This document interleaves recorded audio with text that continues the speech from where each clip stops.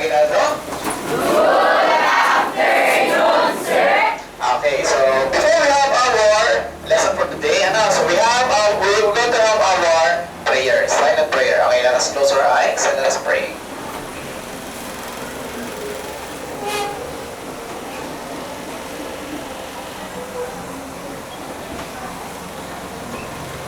Okay. Okay, once again, a very blessed day. Good afternoon.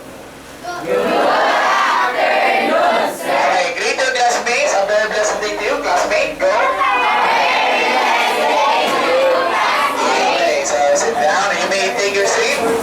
Okay, so today we're going to have a very new topic in connection to our previous topic the last time. So the last time we have our topic about persuasion. But before that, we're going to have our game. Do you want to have some game? Yeah! Alright, so very good. So we're going to have a very short game. So I think you know this game. So since nursery and since elementary, we already know this song. Do you still remember the song? If I'm not mistaken, I'm alert, awake, enthusiastic. Still remember the song? Yeah! Okay, so I'm going to group you into four. So this will be, listen very carefully, this will be group A. This side will be group B, you will be group C, and of course you will be group D. So you will be grouped into four according to the words that is written on the monitor. Alive, group A. What's the next? Alert, group B. Awake, group C. And group D, enthusiastic. So we're going to play a song, we're going to sing a song which you're going to stand up whenever I point you this right stick. Are you ready?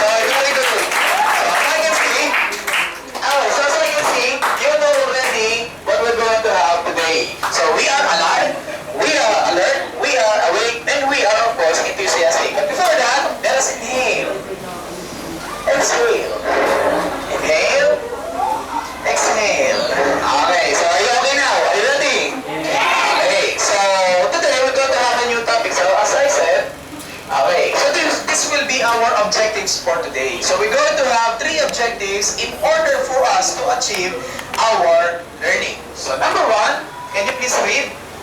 Yes, Eds. Have a general idea of persuasive speech and how does it work? Okay, have a general idea about persuasive speech and how does it work. So in connection to our previous topic the last time in Unit 1, it's all about persuasion. We're going to make a persuasive speech in an informal way. Second one, can you please read? Let me hear you, Chester.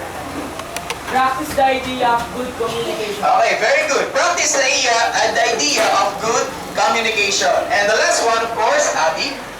Promote self-confidence in communication. Okay, so we're going to practice self-confidence in the way we communicate. So not everybody is gifted with the idea of communication, but we're going to practice and practice until we make it perfect. According to the saying, practice makes perfect. Again, practice makes perfect. Okay, very good. So now, are you ready? Yeah. Okay, so let's have our discussion. So let's have the topic. The topic is all about, can you please read? 1, 2, 3, read. Persuasive speech. Alright, persuasive speech, we're going to study the guides for learning. Okay, so before that, let's have our review. So according to what I said earlier, okay, in Unit 1, we have our discussion. So again, persuade means two things. To persuade people means to command, and the second one is, okay, let's have our recap. Okay, so let us practice command. All boys, stand up. Wow, very good. Alert, and awake and enthusiastic. Okay, now let us practice request, which is you can follow, you have the ability to follow, you have the choices to follow or not. Please sit down. Very good. Give the boys 5 claps. 1, 2, 3, 4, 5. Okay, so request, you can make, you have the option to follow it or not. But in the command, you always have to follow the orders. Okay, so now let's have our definition. According to the dictionary, what is a persuasive speech? Let me see another hand. Yes? Persuasive speech is written or unwritten speech. It is to persuade or convince someone at least to agree with you. Okay, so a persuasive speech is a written or non-written speech. What is its purpose? Again, which is to persuade someone or convince someone to believe in you. Say for example, this classroom, I am persuading you to believe in me. In what? In learning. Okay, so did you get that? Okay, so let's have our another definition. So today we're going to have our ideas on other forms of persuasive speech. So number 1, I know you already know this. Some of you are in the mall. Going to the mall. So number 1, of course. Okay, of course, number 1, can you please read? Yes? Endorsing brands or products. Okay, very good. So we are endorsing brands and products. So as you can see, I have there a sample of brand which is Jordan Air. And the product is one of course my favorite motorcycle, or what do you call it? Scooter. So that is my favorite product. So I give you a brand, I give you a product. You got that? You got that? Are you still alive? Still awake? Are you still happy? Okay, very good. Now let's have number 2. Okay, so number 2, girls, can you please read? All of girls, ready? 1, 2, 3, read. A teacher teaching learners brand new ideas. Of course. So as I said earlier, this is also an example of persuasive speech. I am persuading you to believe in me and be with me on the same idea. So let's have our number 3. Okay, so I'm going to show you some pictures. Ano? I'm going to give you pictures about parents telling children what to do. So that's number 3. Give me your idea on the first picture, the one with fathers wearing cap. Yes? Side? A father teaching his son to draw. To draw, okay. To measure a simple wood. Another idea. Another idea. Yes? The father is teaching her son. His son. His son how to use a Okay, that's correct. A father teaching his young boy to use ruler and pencil. In what? In measuring. That someday he will become an architect. Do you get that? Still alive? Still awake? Still happy? Okay, the third and second picture. How about the second picture? Give me your idea. Second picture means, come on, Gab. Second picture means the father teaching his son to play baseball. Okay, so maybe a father teaching his son how to play baseball or any kind of ball games. So as you can see, there is a connection between father and son. Of course, that is an example of persuasive speech. Number 3, parents. Parents telling children what to do. And of course, number 4, I know you already know what it is. Number 4, can you please read, boys? Okay, boys, can you please read? 1, 2, 3, read. Some guy courting a pretty girl through a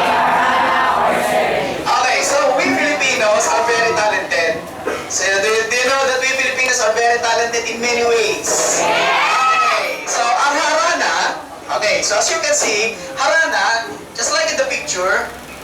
Okay, so the modern picture of what harana or serenade. Serenade is being done by our ancestors to court their loved ones. Our lolo and our lola, our grandparents used to do that before. So harana is also practiced in the Philippines during the time of the Spanish era. So harana just like this, just like this.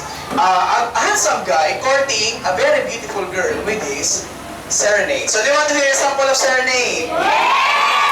Okay, so let me try. If I still know how to play guitar. Okay, particularly I have this prepared song. Let us see if I can still sing this song. If you know this song, this is an example of an English serenade, telling that the woman is his dearly beloved one. So according to the song, listen.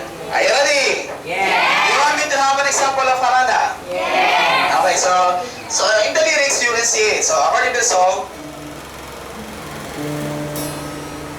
okay. You are the love of my life. You are the hope that I cling to. You mean more than this world to me. I wouldn't trade you for silver and gold. I wouldn't trade you for riches untold. This is the very message of the boy. You are my air. Come on, sing that song. You are my air. Again. You are. Tell it to your classmate. You are my everything. Okay, very good. Give 5 class to all of you. Okay, so that is an example of a serenade. So, in order for someone to be convinced or be with you in the same idea, we humans create different types. Okay, so number 4 is making serenade. Okay, so now let's go to our main topic. Are you ready? Okay, so please get your notebook and follow me while I am still discussing the topic.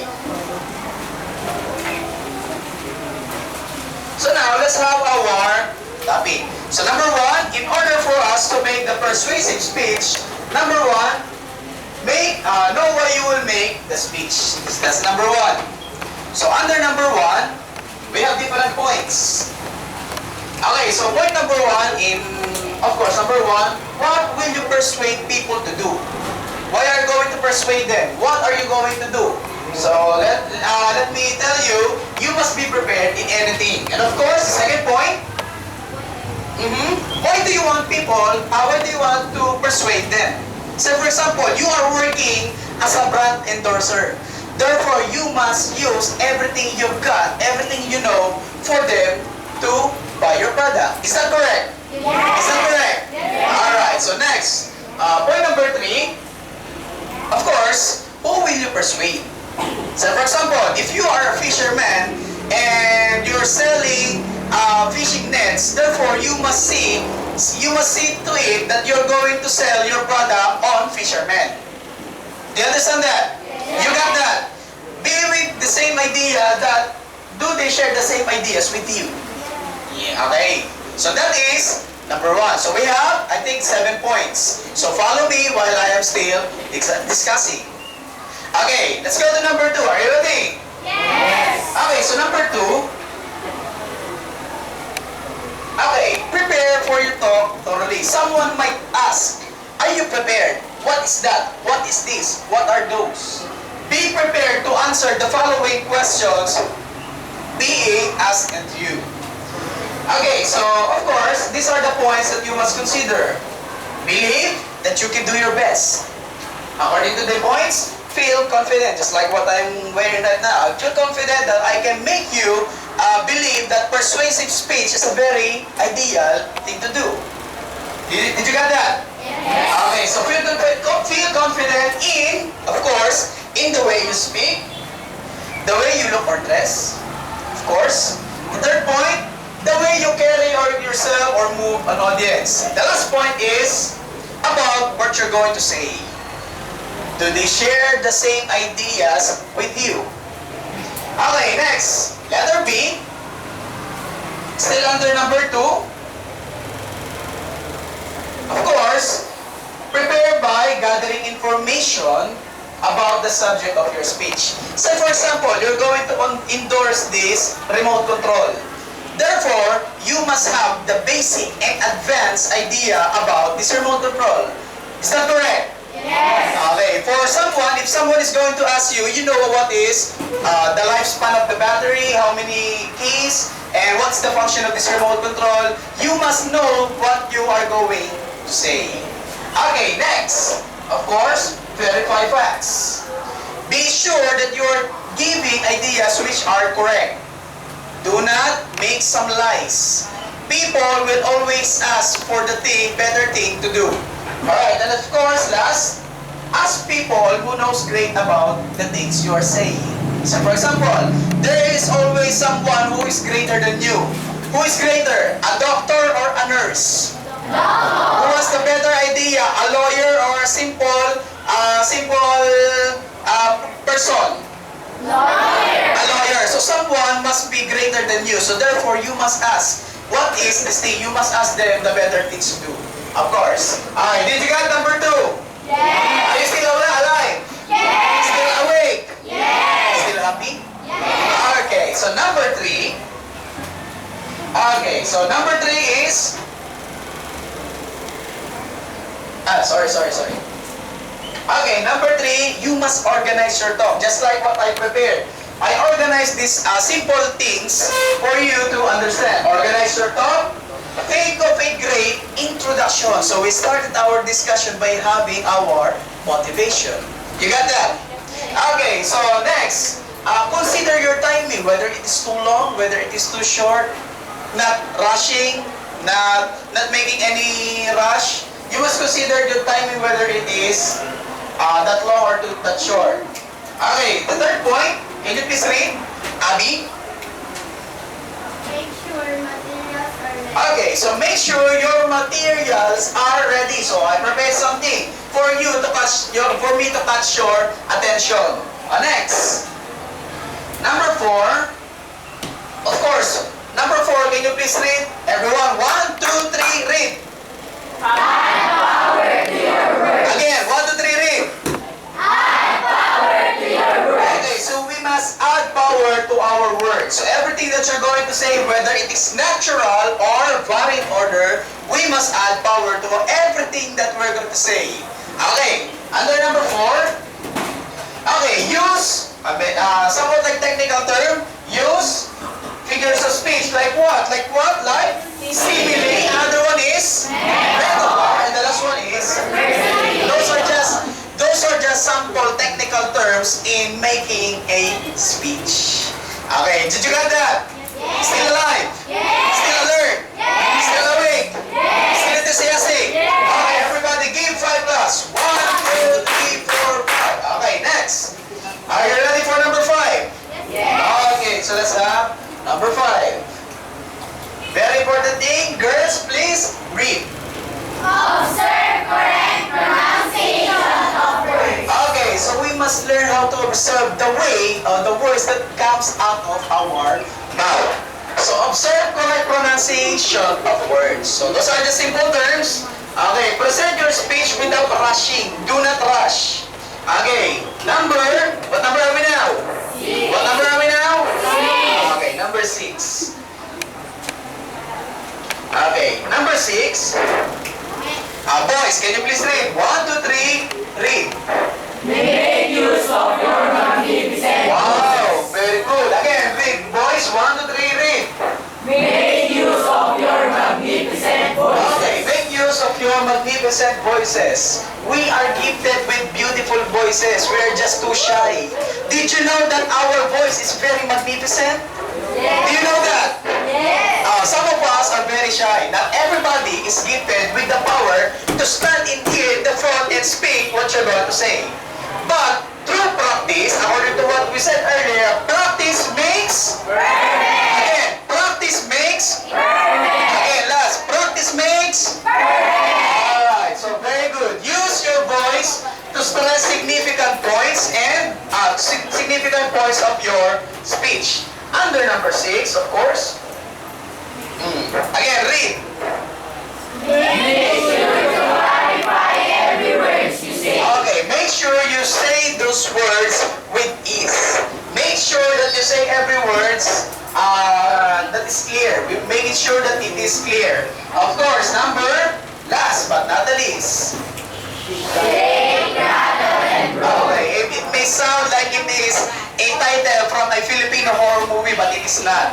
So I just got the idea. Wow, shake, rattle, and roll. So somewhat like this needs to us to give our body some movements. Of course, shake, rattle, and roll focuses on what? On Our body. okay, 1, 2, 3, read. Use your body and try to move a Of course, use your body and try to move a little. So in order for someone to believe in you, you must be moving. You must be sincere. By how? By looking directly into their eyes. By looking directly into their eyes, by moving a little, by giving them some tap, and by asking them, guys, are you still listening?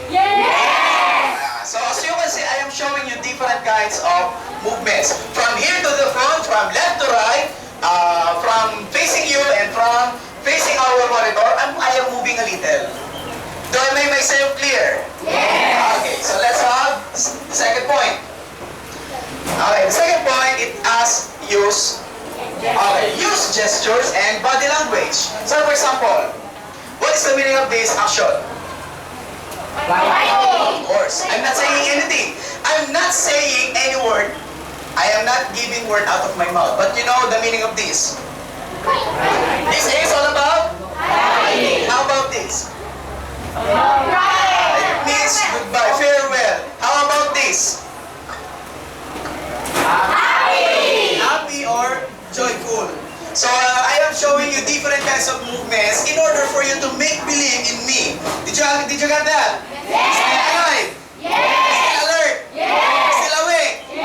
Still enthusiastic? Okay, give 10 claps. 1, 2, 3, 4, 5, 6, 7, 8, 9, 10. Okay, so that will be number 7. Now, the question is, did you get the idea of persuasive speech? Okay, so now let's have our activity. Okay, so you were being grouped earlier as group 1, group 2, group 3, group 4. A, B, C, and D. So I'm going to give you specific tasks. Let us see if you really got the idea of what persuasive speech is.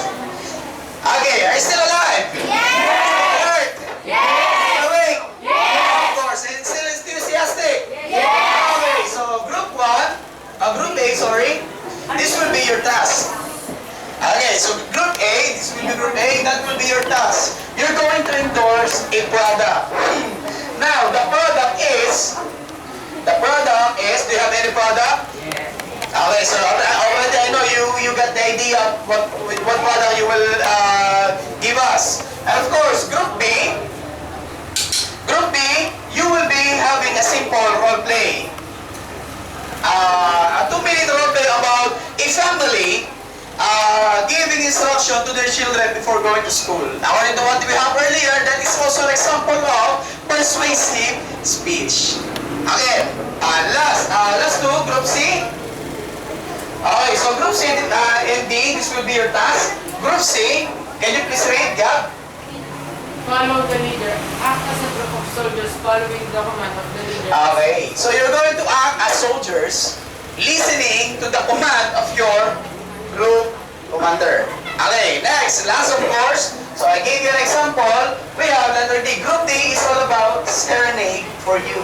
So you're going to give us a song which you're going to make us believe that you are very much sincere. By the words, by the way you sing, by the way you act, in order for us to believe. Okay, I'm going to give you 2 minutes. 2 to 3 minutes in making your activity. This will be a very, very short presentation here in the front before we have our assignment. Okay, I'm giving you 3 minutes. Your time starts now. Yes?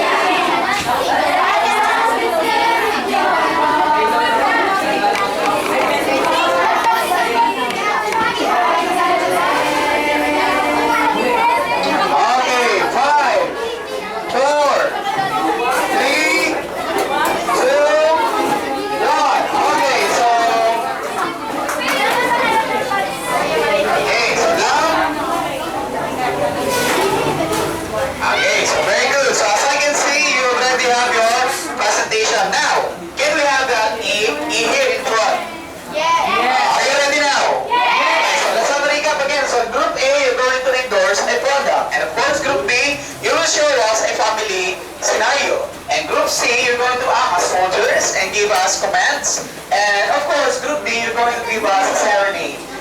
Just like what I did earlier, for you to understand the different kinds of persuasive speech. Now, let's have Group, of course, Group A. Can you please go to the floor, give them 5 claps for their motivation. 1, 2, 3, 4, 5. Okay. Go to the front, guys. Go to the front.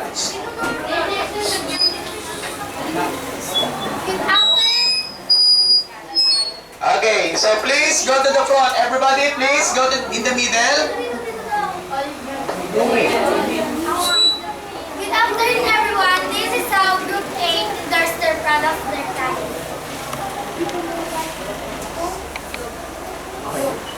Go. What is the meaning of this? Sorry, but I don't like it. I'm not enough. I'm better than you.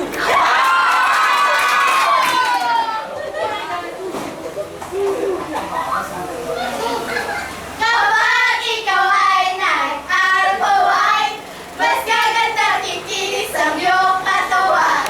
Kapag ikaw ay nag-arapaway, lagot ka siya, siguradong magsisisi siya. Are you broken-hearted? Did your ex love you? Well, here's the solution. Use Alphavite. It will make your skin smoother, younger, and brighter in just 1 week. Use Alphavite. Okay, is that all?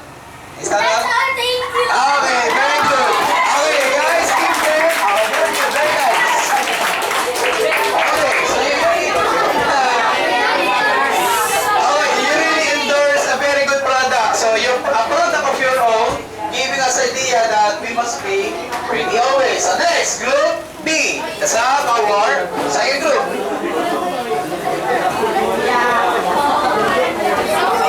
Nice.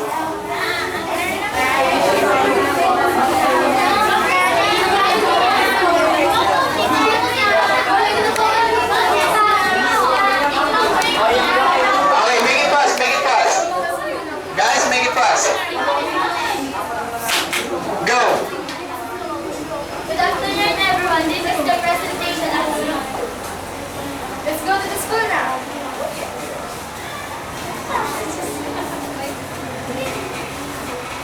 Well, have you had your breakfast already? Yes. And you know what? It's so delicious. Well, that's good. Did you bring your paperwork? Yes. As always, make sure that you listen to your teacher. Yes. And don't forget to read your classmates and teachers. And be humble and respectful. Always. Don't be greedy. Take care. Bye. Bye. Oops! We forgot something. Yeah. Stay Lord. Bye. That's all. Thank you. Okay, give Group 2 their glass also. 1, 2, 3, 4, 5, 6, 7, 8, 9, 10. Okay, very good. So that is a family scenario. Next, third group. Okay, this will be our challenging task. They are soldiers.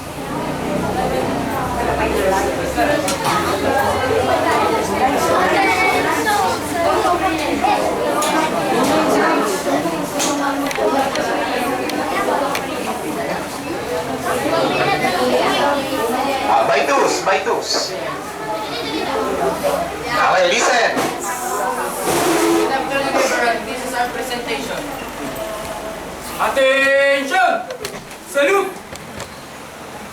Left, right, left, right, left, right, left, right. Attention! Wambo, what are you doing? Drop and give me 5. 1, 2, 3, 4, 5. That's okay, 5. Okay. So they are really, okay, very good. Another thing is for Group C. 1, 2, 3, 4, 5, 6, 7, 8, 9, 10. Okay.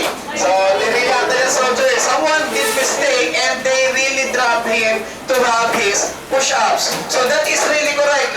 Once you are in the military, you're going to do such actions. Of course, last group, group D.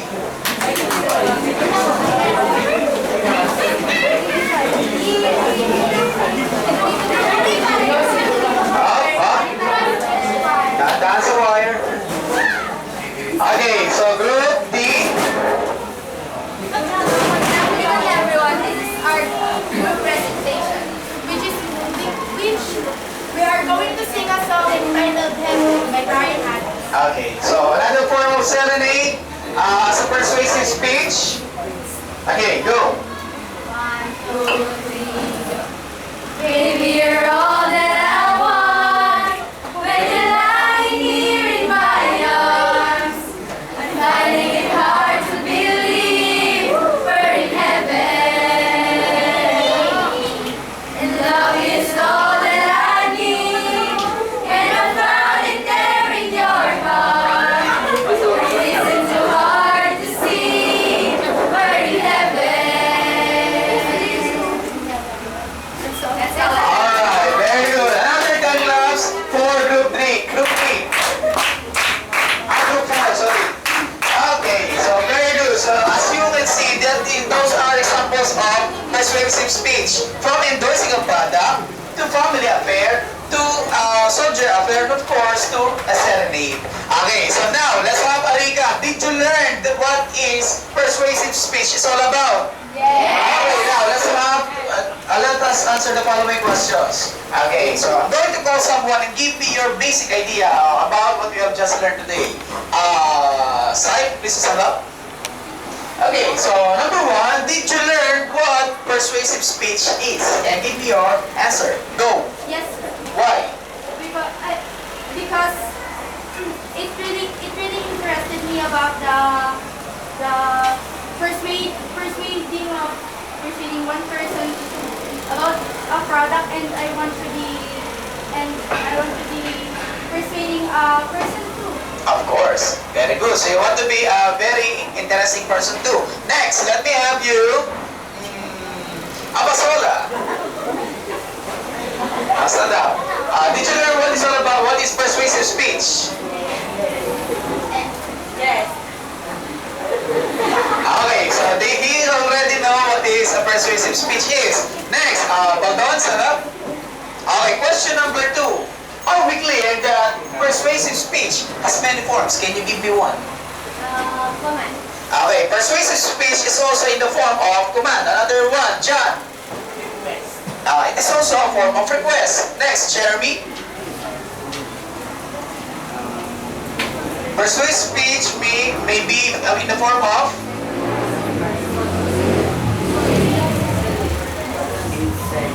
okay, so in the form of a song or a serenade. Another one, last.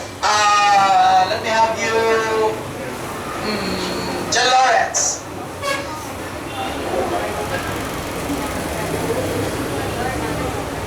Okay, so endorsing a product. So persuasive speech has many forms. We can use persuasive speech in our daily lives. But I just gave you the things that persuasive speech is being used as always. Okay, number 3, last. Okay, did we achieve the objectives? You still remember the objectives I gave you earlier? Yes. Okay, so these are the objectives. By the way, let us see whether really we achieve this objective. So number 1, okay, boys, read. Have a general idea about persuasive speech and how does it work? Did we achieve it? Yes. Did we learn the persuasive speech? Yes. Okay, girls, number 2. Practice the idea of good communication. Did we achieve it? Yes. Of course, we have our communication. We have our good communication through our activities. And last but not the least, number 3. Promote self-confidence in communication. Okay, promote self-confidence in communication. You did your best playing your roles here in the front. So give yourselves 20 claps for your achievement.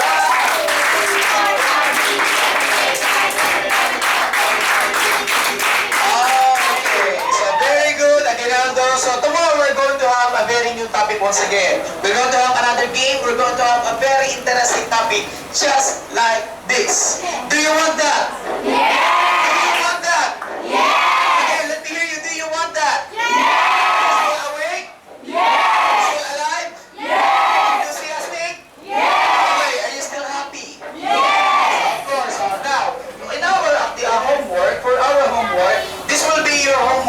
tomorrow. Okay, so please copy your homework. So number 1, what is a verb? Tomorrow we're going to discuss the verb. Okay, so tomorrow we're going to have our discussion about the verb. Number 2, can you give me 5 examples of verb? And number 3, of course, we're going to use this in a sentence.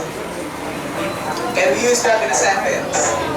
Okay, tomorrow will be a very interesting topic once again, right? Are you excited?